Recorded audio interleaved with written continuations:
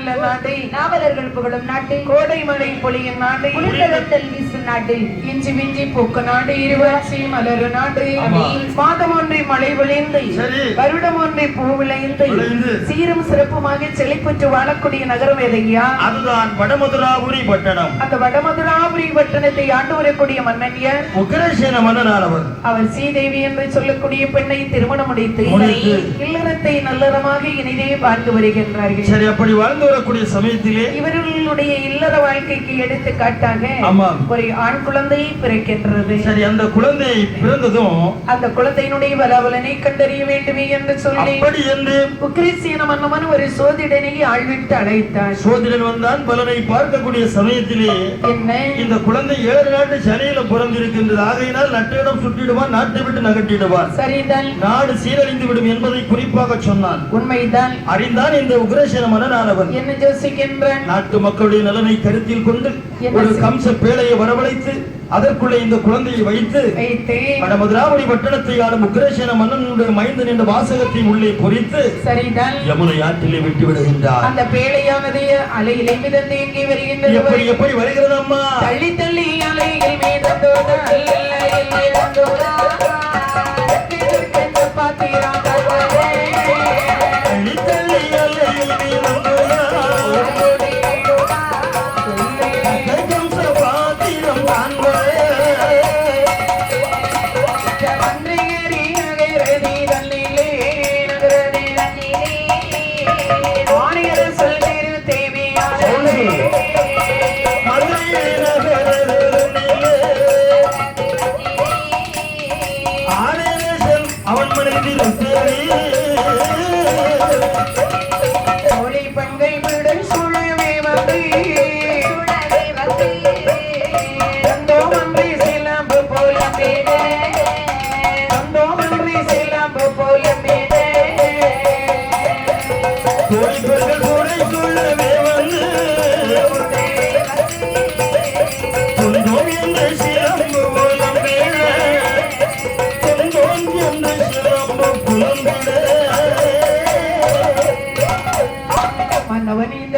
காண்பே யமுனை ஆற்றிலே விடுகின்றான். அலையிலே மிதந்து மந்திரகிரி பட்டணத்தை நோக்கி வருகின்றது. அங்கு வரக்கூடிய சமயத்தில் ஆணையரசனுடைய மனைவி திருத்தேவியானவள் பல தோழி பெண்களோடு வந்து யமுனை ஆற்றிலே நீராடி நிற்கின்றாள். நீராடி கரையேறக்கூடிய சமயத்தில் அலையிலே மிதந்து வரக்கூடிய பேழையை கண்ணிலே கண்டாள். தோழியர்கள் எடுத்துக்கொண்டு திருத்தேவி கையிலே கொடுக்க திருத்தேவியானவள் தன்னுடைய அரண்மனையிலே கொண்டு சென்று மன்னனிடத்திலே கொடுக்கின்றார். சரிதான். மன்னவன் ஒரு அறைக்குள்ளே கொண்டு சென்று கட்டி திறந்து பார்க்கக்கூடிய சமயத்தில் அழகான ஒரு ஆண் குழந்தையை கண்ணிலே கண்டார். கஞ்ச பாத்திரத்தில் கண்டெடுத்ததின் தன்மையினால் அவருக்கு பெயர் கொடுத்து இவனை 400 மேனியும் பொழுதொரு வண்ணமாகவே வளர்த்து வருகின்றார். இவனை ஓடி உலாவி வளர்ந்து வரக்கூடிய சமயத்தில் 5 வயதிலே இவனை குருகுலத்திலே படிக்க வைத்தார்கள். இந்த கம்சன் அசலாத்து குழந்தைகளுக்கெல்லாம் தொந்தரவு செய்கின்றார். ஆகையினாலே மற்ற குழந்தைகள் எல்லாம் அவனை பார்த்து அனாதை என்று சொன்னார்கள். சரிதான். தான் ஒரு அனாதை என்ற வார்த்தை கேட்டான் இந்த கம்சனானவர். என்ன செய்கின்றான்? இந்த நாட்டில் இருப்பது முறையில்லை என்று சொல்லி இங்கே வருகின்றார். வாழ்வில் அந்த மறுபதி இல்லை வாய்த்த கம்சன் போயின்றதே வேளமுண்டே வாங்கனி போல் மிக்க நொந்தி தடமாறே வாழ்வூசி சரசங்கள் நாடனிலே ஒரு சேர்ந்தா வாழும் சீர் சரசங்கள் நாடனிலே ஒரு சேர்ந்தா வாழும் சேர் சரசங்கள் நாடனிலே ஒரு சேர்ந்தா வாழும் சேர்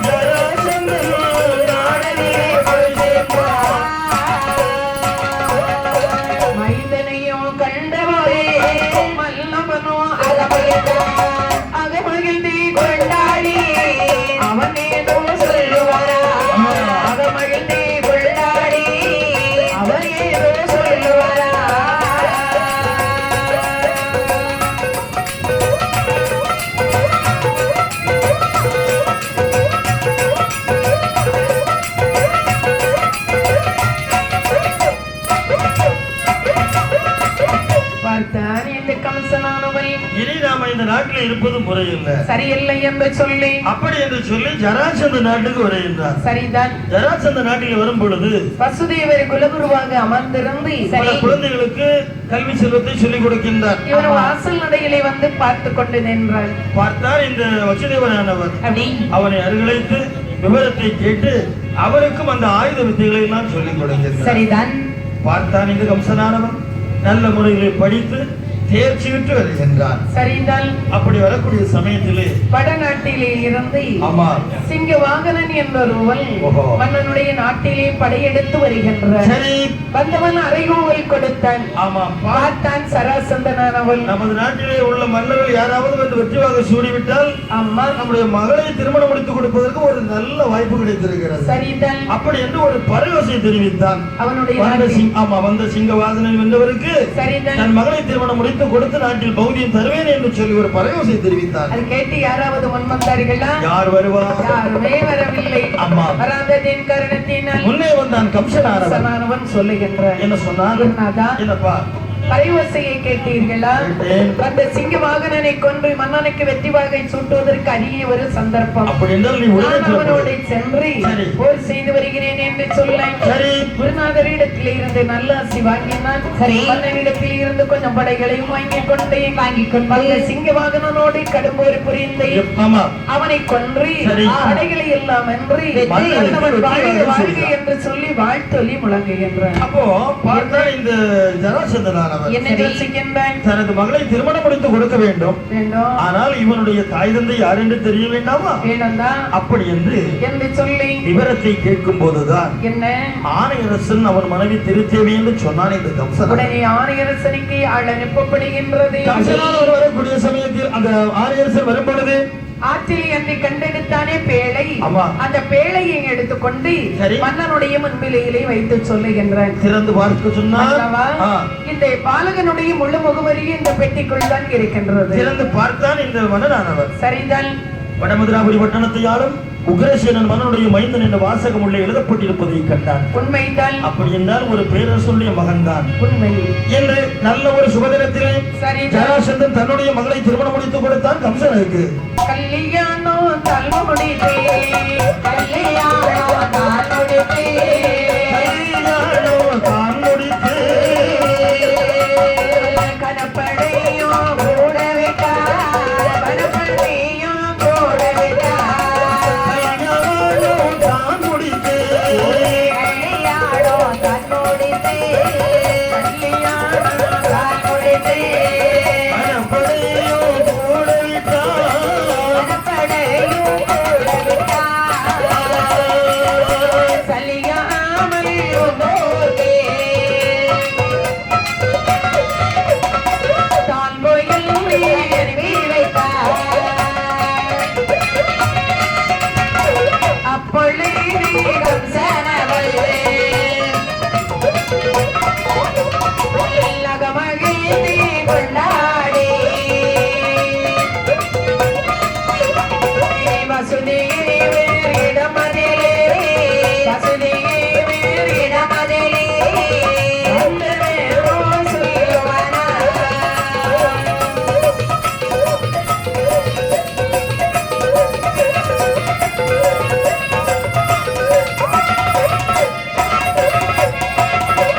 சராசந்தனுடைய மகளையும் திருமணம் முடித்து வரக்கூடிய சமயத்தில் தன்னுடைய நாட்டுக்கு போக வேண்டுமே என்று சொல்லி இவன் நினைக்கும் பொழுது வசுதேவரையும் அழைத்துக் கொண்டு வருகின்றான். சரிதான். வந்து அந்த நேராக வடமதுராபுரி பட்டணத்தில் வரும் பொழுது வந்து உக்ரசேன மன்னன் ஆட்சியில் இருப்பதை பார்த்தான். சரிதான். அப்படி என்றால் அன்று நம்மை எந்த ஒரு அதாவது வளர்க்காமலே ஆற்றிலே விட்டு விட்டார்கள். அப்படி நம்மை அந்த அனாதையாக விட்டுவிட்ட இவர்களை அரியாசனத்தில் அமர வைக்கக் கூடாது என்று சொல்லி தாய் தந்தரை பிடித்து சிறையில் வைத்தான். சரிதான். தான் அரியாசனத்திலே போய் அமர்ந்தான். தன்னுடைய சித்தப்பா குழந்தைகளாகிய தேவராஜன் பெற்ற அதாவது 2 பெண் குழந்தைகள் அவங்க பருவ பெண்களாக இருக்கின்றார்கள் அரண்மனையிலே. சரி. தேவகி ரோகிணி அவர் 2 பேருக்கும் வசுதேவரையே திருமணம் முடித்து கொடுக்கிறார். சரிதான். மதுரையை சீதனமாக அளிக்கின்றார். வடமதுரையை கம்சன் ஆண்டு வருகின்றார். சரி. வசுதேவருடைய நல்லாட்சி காரணமாக நாட்டிலே சாரல் மழை பொழிகின்றது. சம்சாரிமார்கள் எல்லாம் இதை பலன்படுத்த வேண்டுமே என்று சொல்லி கடுவெட்டி தான் திருத்தி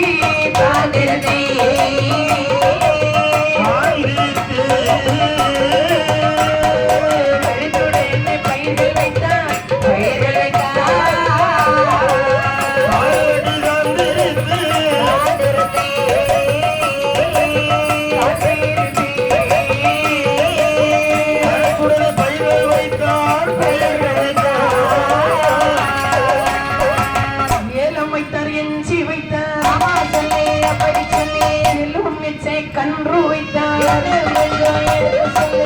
மஞ்சள் இஞ்சி தோட்டம் வைத்தார். தோட்டம் வைத்தார்.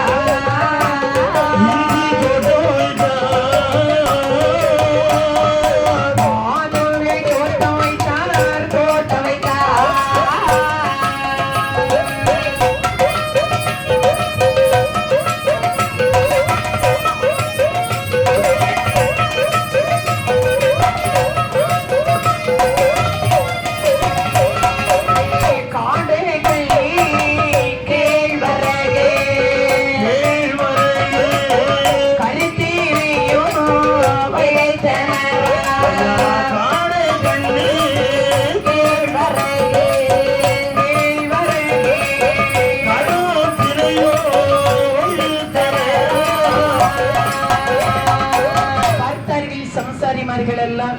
சாரல் மழை பொழிந்திருக்கின்றது.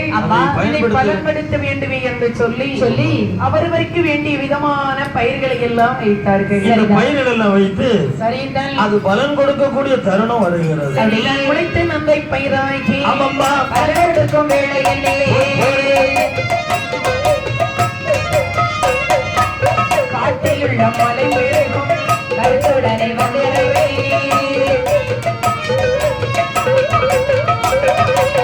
சம்சாரிமார் வைத்ததொரே சம்சாரிமார் வைத்ததொரே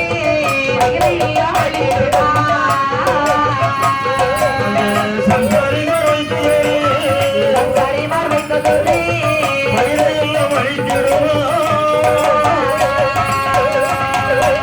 பார்த்தாரே மக்கள் எல்லாம் பலனை விட்டு ஏதை செய்தார்.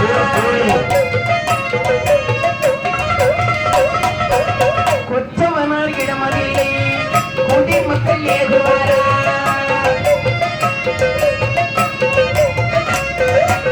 வந்து நின்று மக்கள் எல்லாம்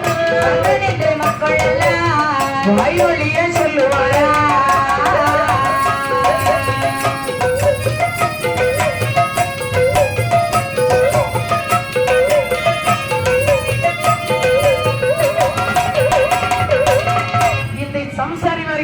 பயிர் எல்லாம் சரி பலன் கொடுக்கக்கூடிய தருணம் வருகின்றது. அந்த நேரத்திலே காட்டிலே உள்ள மிருகங்கள் வந்து இறங்கி பயிரை எல்லாம் அழித்து விட்டது. பார்த்தார்கள் குடிமக்கள் எல்லாம். கொற்றவனாகிய கம்சனிடத்திலே வந்து முறையிட்டார்கள். மன்னவா, என்னப்பா, நாங்கள் வைத்த பயிரை எல்லாம் மலை மிருகம் வந்து அழித்து விட்டது ஐயா. அப்படியானா நாங்கள் இந்த நாட்டில் இருக்க வேண்டுமா அல்லது வேறு நாட்டிற்கு தான் போகணும் ஐயா? சம்சாரிமார்களே, என்ன பயிர்களை அழித்த மிருகங்களை கொன்று உங்களை காப்பாற்றுவது கொற்றவனாய் என்னுடைய கடமை. ஆகையினாலே என்ன சரி, போனது போகட்டும். இனியாயினும் நெஞ்சம் புரிதம் ஆகட்டும் என்பதற்கு இணங்க இனியாவது மீதியுள்ள பயிரை காப்பது என்னுடைய கடமை அல்லவா? நான் நாளை காலை சென்று அந்த மிருகங்களை எல்லாம் கொண்டு உங்களை காப்பாற்றுகின்றேன் என்று சொல்லி மறுநாள் பொழுது புலர்ந்தது. அம்மா, மன்னவன் யோசிக்கிறான், வேட்டைக்கு போக வேண்டும் என்று. என்ன செய்கின்றான்? படைகளை எல்லாம் திரட்டி கொண்டு மந்திரியும் அழைத்துக் கொண்டு ஆமா சிங்க கொடிவரக்க ரதத்திலே அமர்ந்து வந்து கொண்டிருக்கின்றார். வரக்கூடிய சமயத்தில் தங்கையர்கள் 2 பேரும் கண்ணிலே கண்டார்கள். அண்ணனுடைய ரதம் அல்லவா வருகின்றது. அண்ணன் எங்கேயோ போகின்றார், எங்கு செல்லுகிறார் என்று சொல்லி ஒரு வார்த்தை கேட்டு பார்ப்போமே. அப்படி என்று சொல்லி ஓடோடி வந்தார்கள். அண்ணனுடைய ரதத்தை செலுத்தி சொல்லுகின்றார்கள். என்ன சொன்னார்கள்? என் அருமை அண்ணா, எங்கே அண்ணா செல்லுகின்றீர்கள்? காட்டுக்கு வேட்டைக்கு செல்லுகின்றேன். நாங்களும் வருகிறோம் அண்ணா. வேண்டாம் அம்மா, ஏன் வரக்கூடாது அண்ணா? காட்டில் வேட்டையாடும் போது பெண்கள் துணை ஆகாது என்று பெரியவர்கள் சொல்லுவார்கள். வேறு ஒரு நாள் போகலாம். என் அருமை அண்ணா, தங்காய் அண்ணனே வேட்டையாடுவதை, அண்ணன் வேட்டையாடுவதை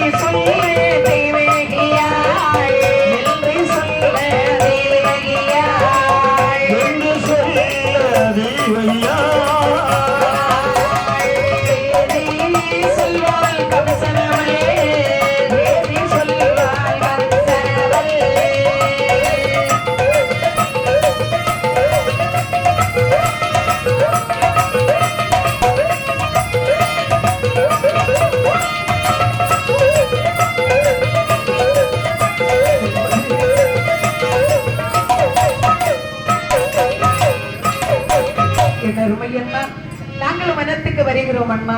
பனமழகை பார்ப்பதற்கு ஆசையாக இருக்கிறது அண்ணா. அடம் பிடித்தார்கள் 2 பேரும். சரிதான். ஆகையினாலே தனி ஒரு இடத்தில் அழைத்துக் கொண்டு சரிதான். வசுதேவரையும் கூட்டிக் கொண்டு அப்படி கம்சன் எங்கே வருகின்றான்? வனமனாந்திரமெல்லாம் கடந்து ஒரு மாமரம் தோப்பிலே வந்து சேர்ந்தார்கள். சரிதான். வந்த பொழுது இந்த கம்சன் சொல்லு என்றார். தங்கையர்களே, அண்ணா இந்த மாமரத்தின் அடிவாரத்தில் அமர்ந்திருந்து இயற்கையின் வனப்புகளை கண்டு ரசித்துக் கொள்ளுங்கள். சரி அண்ணா. நான் மேல்மலையில் சென்று வேட்டையாடி விட்டு வருகிறேன் என்று சொல்லி கம்சன் எப்படி வேட்டையாடுகின்றனர்? நான் இதுக்கும் பலியும் கட்டி ஏக்கம் வாழ வைத்தான். வேடுவரை வரவழைத்து ஐவரிடம் அழைத்தான். உச்சிக்கில் புரட்டும் விடுதலையில் விளையாடி மதிய திரும்ப மட்டும் மதிய திரும்ப மட்டும் மறுமலையில் வேட்டையாடி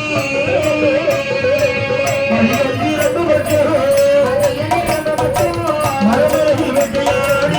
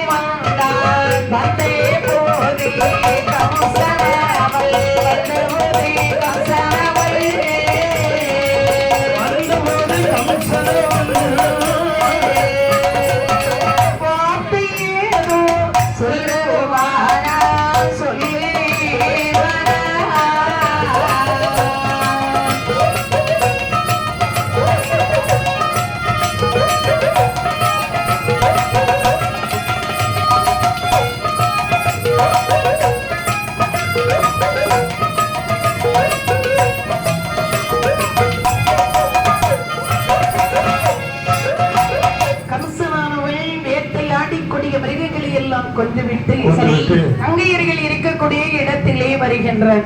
வரக்கூடிய சமயத்தில் அப்படி தேவகியினுடைய முகமானது சோர்வடைந்து இருக்கின்றது. சரிதான். பார்த்தான் இந்த கம்சனானவன் கேட்கும்போதுதான்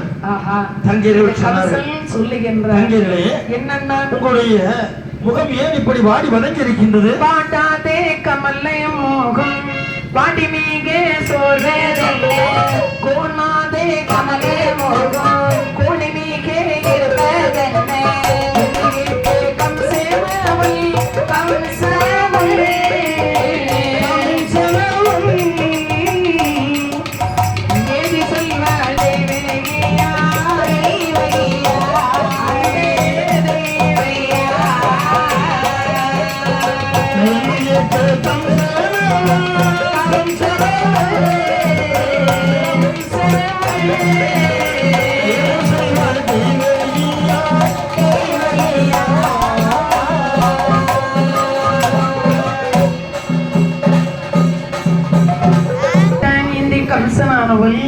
தங்கையர்களிடத்தில் வந்து சொல்லுகின்ற என்ன சொல்லுகின்றார்? என் அருமை தங்கையர்களே, அண்ணா முகமானது சோர்வடைந்து இருக்கின்றதே காரணம் என்ன? அண்ணா என்ன? எங்களுக்கு தண்ணீர் தாகமாக இருக்கின்றது. இந்த கானவனத்திலே தண்ணீர் எங்கம்மா கிடைக்கும்? எங்கேயாவது சென்று எப்படியும் எங்களுக்கு தண்ணீர் வாங்கி கொடுங்கள் அண்ணா. அதற்காக வேண்டிதான் வர வேண்டாம்னு எவ்வளவோ சொல்லி பார்க்காமல் வந்து விட்டோம். இப்பொழுது தண்ணீர் தாகம் பெருகுதாக இருக்கிறது அண்ணா. அப்படி என்று சொல்ல உடனே இந்த கம்சனானவள் எங்கே வருகின்றான்? கமலத்தை கையில் எடுத்து வெள்ள தேடி வரா. கமலத்தை கையில் எடுத்து வெள்ள தேடி வரா. மாறாடு இடங்கேளா பாட்டு வர தண்ணீரை பாட்டு வர தண்ணீரை கமண்டலத்தை கையில் எடுத்து வெள்ள தேடி வரா. கமண்டலத்தை கையில் எடுத்து வெள்ள தேடி வரா. பாராத இடங்களையா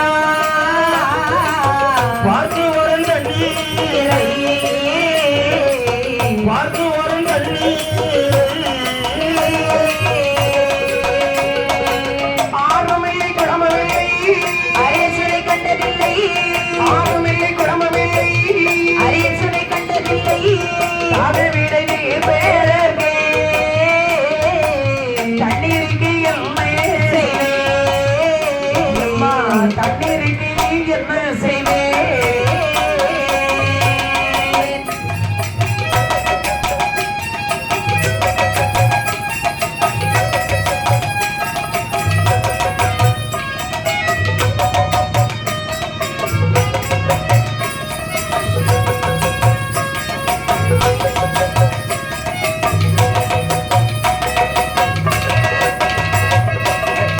இந்த கம்சனானவன் ஒரு வெளிமந்தை கையில் எடுத்தான். நீர்நிலை தேடி வருகின்றான். அங்கே பல சுனைகளில் எல்லாம் தண்ணீர் இருந்தது. மாசு கலந்த தண்ணீராக இருந்தது. தங்கையர்கள் இதை அருந்த வேண்டாம் என்று வாடிய முகத்தோடு அவரும் வருகின்றார். சரிதான். தங்கையர்களை அரண்மனைக்கு வாருங்கள் அம்மா. அங்கே வந்ததும் உங்களுக்கு வேண்டிய மட்டும் தண்ணீர் வாங்கி தருகின்றேன். முடியாதே அண்ணா. அடம்பிடித்தார்கள். சரிதான். என்ன செய்வதென்று அவன் யோசிக்கும் பொழுது அம்மா தேவகி என்ன செய்கின்றாள்? இருந்த மாமரம் ஒன்றிலே இருந்து ஆமா கண்களை சுழல விட்டாள். அப்போது அவளுடைய கண்ணுக்கு தென்பட்டது ஒரு மாங்கனி. என்ன சொன்னாள்? அண்ணா தங்காய் அதோ பாருங்கள் அண்ணா, அந்த மாமரத்தில் ஒரு மாங்கனி தொங்குகிறது அண்ணா. தொங்கு நல்ல கனிவரித்தை தோகையிற்கை கொடுத்ததுண்டா? பொங்கதாக தீராதோ புகழுடைய அண்ணனாரே என்றே சொல்ல தெய்வகியா ஏதோ செய்தால் கம்சனவளே என்று சொல்ல தெய்வகியா ஏதோ செய்தால் கம்சனவள். அறுக்கும் ஒரு கனை தொடுத்தான், செருக்கும் ஒரு கனை தொடுத்தான். தான் வரைத்து வகுத்தானே கம்சனவள். எட்டி தொண்டை வெட்டி அல்லோ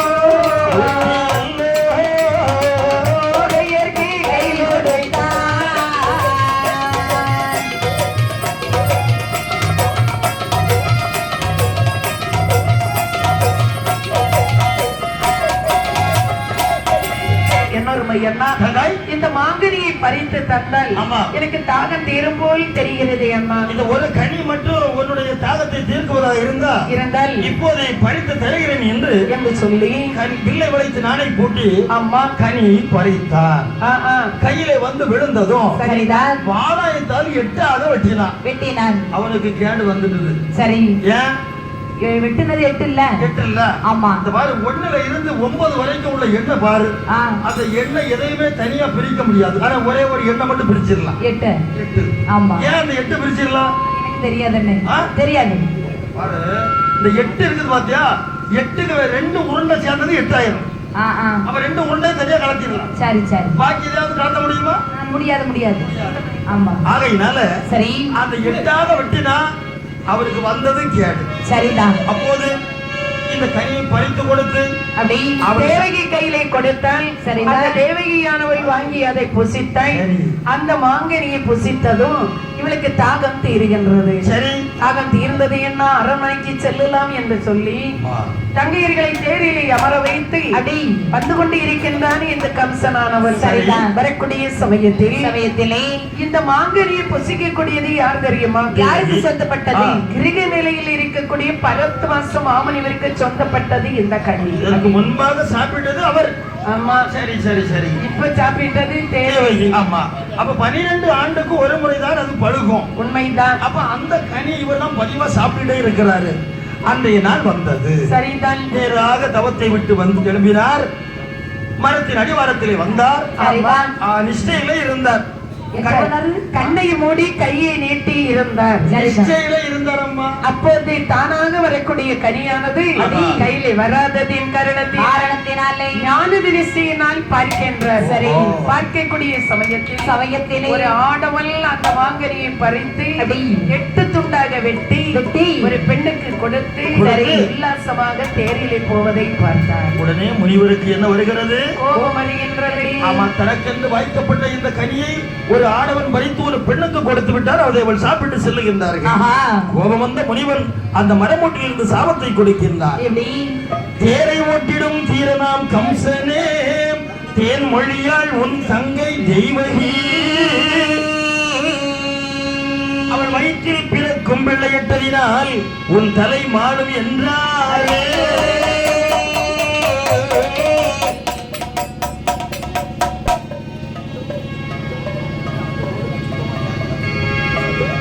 அந்த முனிவர் விட்ட சாபமானது தேரிலே வந்து கொண்டு இருந்தானே கம்சன், ஆமா, அவனுக்கு அது அசரீரி மார்க்கமாக சொன்னதா? சரிதான். சட்டண்டி தேரை நிறுத்தினார். அசரீரி சொல்ல வார்த்தையே அடியாதே ஒரு நாளோ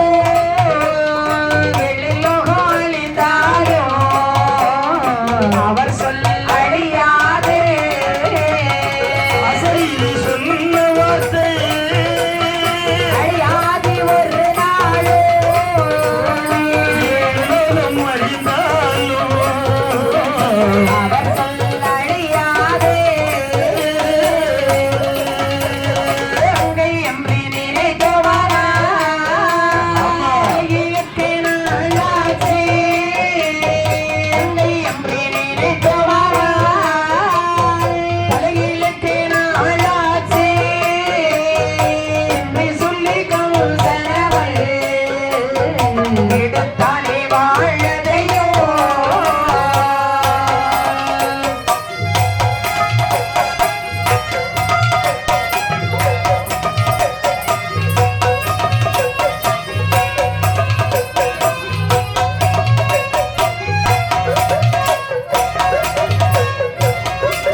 அசரீரி சொன்ன வார்த்தை கேட்டான் கம்சனானவன். சரிதான். சட்டென்று தேரை நிறுத்தினான். ஆமா. மறைவாடி உருவி ஆ. தங்கை என்று வாராமல் விட்டுவதற்கு ஓடோடி வருகின்றான். பார்த்தான் இந்த வசுதேவரானவர். என்ன செய்கின்றார்? ஏன் வெட்ட வருகின்றீர் மைத்துனரே?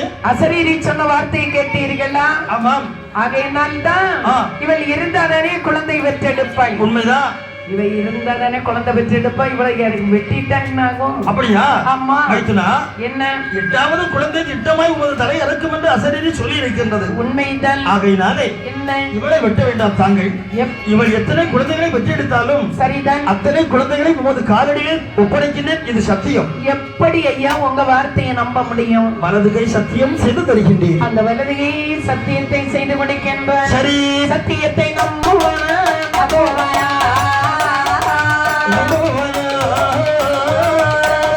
தலைமுகத்தை அறியாமல் அறியாமல் நம்புவானா? நம்புவானா?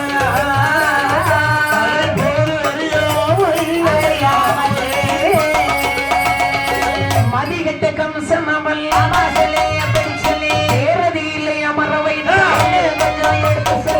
வடமதுரையானதிலே ஆனதிலே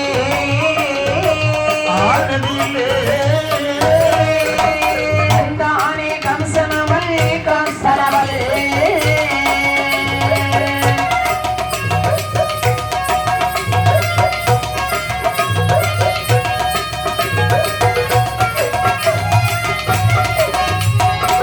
சத்தியத்தை நம்புவானா தலை போவதறியாமல் ஆமா.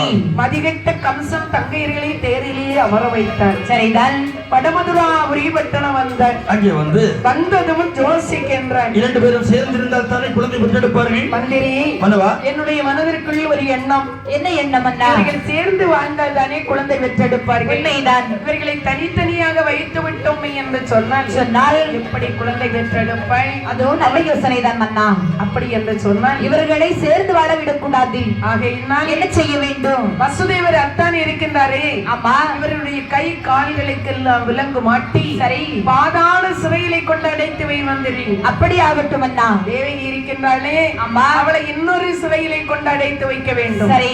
இந்த ரோகிணியை கோகுலம் என்று சொல்லக்கூடிய பட்டணத்திலே சிறை வைக்க வேண்டும். அப்படி இப்படி சிறையில் வைத்தார்கள். ஆமா, சிறையிலே இருக்கக்கூடிய சமயத்தில் சிறையதிலே இருக்க இல்லை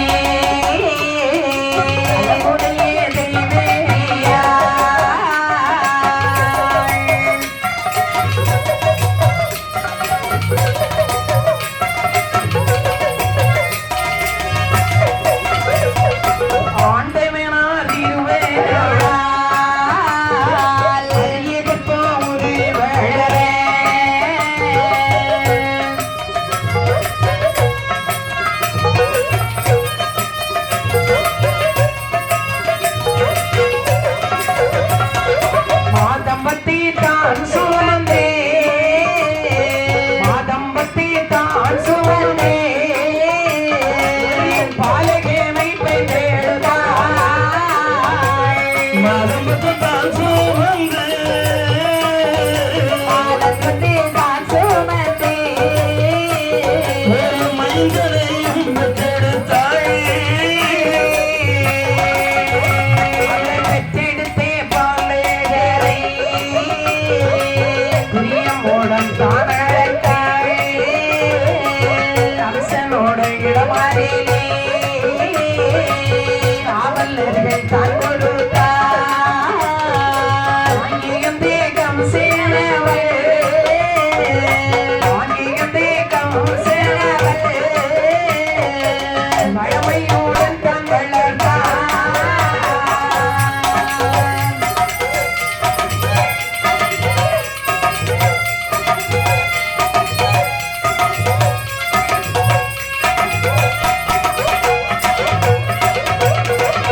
தேவகியானவள் அப்படி இறைகுடத்தில் இருக்கக்கூடிய சமயத்தில் ஆமாம். எம்பெருமானுடைய திருவருளினால் சரி. அன்னவள் வயிற்றினில் கர்ப்பமானது கரு உருவாகவே வளர்ந்து மாதம் 10 தேய்ந்து அழகான ஒரு ஆண் குழந்தையை பெற்றெடுத்தாள்.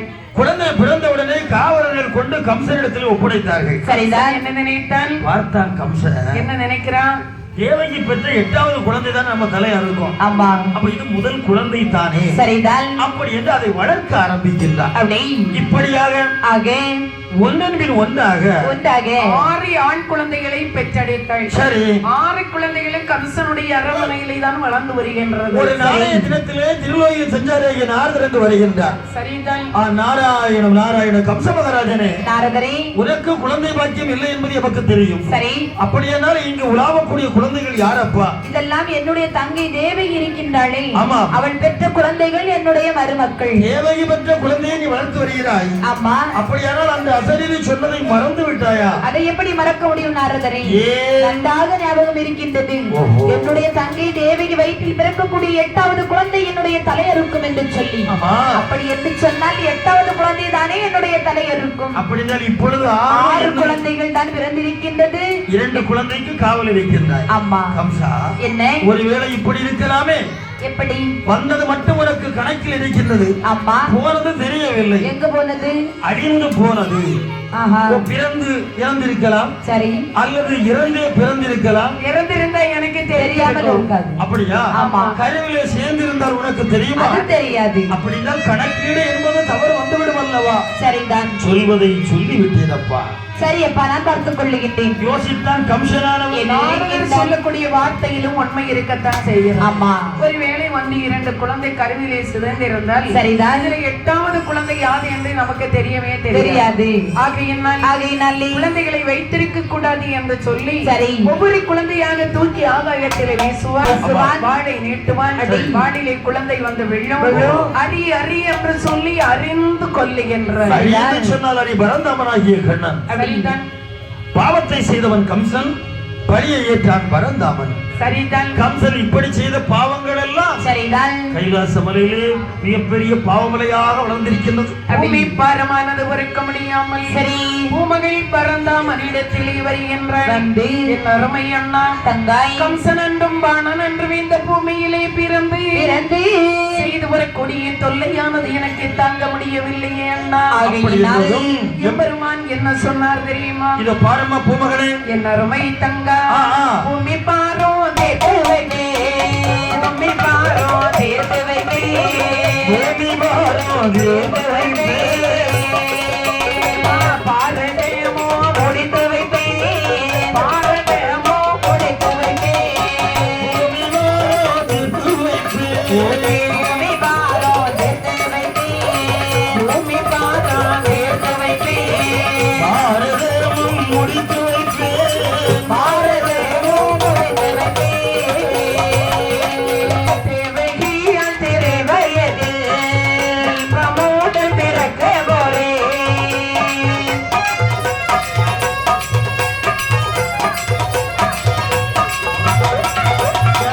எட்டாவது குழந்தையாக இத்தனை பிறக்க போரே.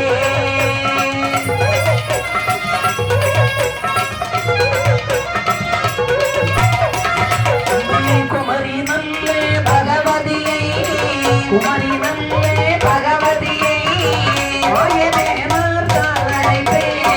குமரி நல்ல பகவதியை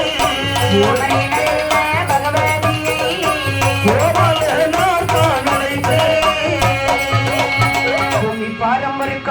சொல்லாமல் பூமகை பரந்தாமனிடத்திலே வந்து சொல்லுகின்றாள். என் அருமை அண்ணா, கம்சன் என்றும் பாணன் என்றும் இந்த பூமியிலே பிறந்து செய்து வரக்கூடிய அட்டுழியமானது தாங்க முடியவில்லையே அண்ணா. அப்படியா? ஆமா, பூமி பாரம் எனக்கு பொறுக்க முடியவில்லை அண்ணா. அப்படி என்றால் என்ன? பூமி பாரம் தீர்த்து வைத்து பாரத போரையும் முடித்து அந்த சிறையில் இருக்கக்கூடிய தேவியுடைய சிறையையும் மீட்டு வைப்பதற்காக வேண்டி நான் இன்னும் ஒரு அவதாரம் இந்த பூலோகத்தில் எடுக்கப் போகின்றேன் அப்படி என்று பூமகளை அமைத்துவிட்டு மீண்டும் சொல்லுகின்றார். என்ன சொல்லுகின்றார்? தேவர்களே, ஐயா, நீங்கள் எல்லோரும் எனக்கு உதவும்படியாக ஆயர்வாடியிலே அசோதை மனையிலே நீங்கள் பிறக்க வேண்டும் சரி என்று அவர்களுக்கும் பொறுப்பை கொடுத்து விட்டு எம்பெருமான் என்ன செய்கின்றார்? குமரி பகவதி அழைத்து சொல்லுகின்றார். என்ன சொல்கிறாய்? குமரி பகவதி, அண்ணா, ஆயர்வாடியில் நீ அசோதைக்கு மகளாக பிறக்க வேண்டும். அப்படியே ஆகட்டும் என்று எல்லோரையும் ஆங்காங்கே அனுப்பிவிட்டு சரி தேவகியானவள் 7வது குழந்தையை கருவுற்று இருக்கின்றாள். ஆமா, 3 மாத கர்ப்பமாக இருக்கும் பொழுது சரிதான் அனந்த ஜெயனம் செய்து வரக்கூடிய ஆதிசேடன் என்று சொல்லக்கூடிய பாம்பை விட்டு அந்த கருவை அழித்தார். ரோகிணி வயிற்றில் பலராமனாக பிறக்க செய்தார். கரு சிதைந்தது யாருக்குமே தெரியாது. 8வதாக மாயனரி கோபாலன் தேவகியால் வயிற்றினில் அவதாரம் ஆனாரே.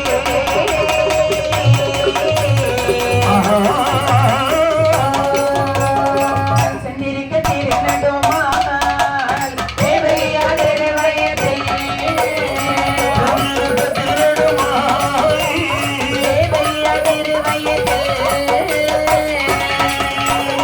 அன்னை மோதல் எதிர்த்தமதாய் அவள் இருந்தால் சிறைதனே.